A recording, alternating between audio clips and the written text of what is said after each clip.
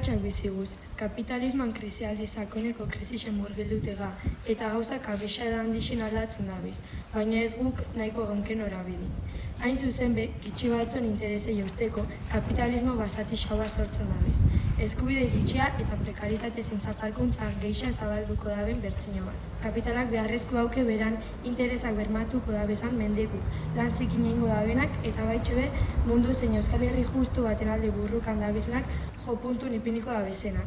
Horregaitxik, geroa eta geixa iberten doguz diskurtzo espainolistak, errexionarixo eta faxistak. Hamarkadaz hamarkada Euskal Herri xeukirabe jopuntun, eta ongun be Euskal Herri kontrarabiz. Geure kontra datoz.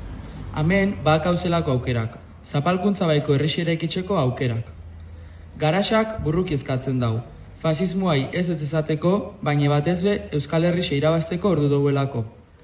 Euskal Herri irabazti dalako fasismoai aurrein eta zapalkuntza baiko jendarte irabazteko modu bakarra. Gora Euskal Herria askatuta! Gora! Iraiak 13an Donostire!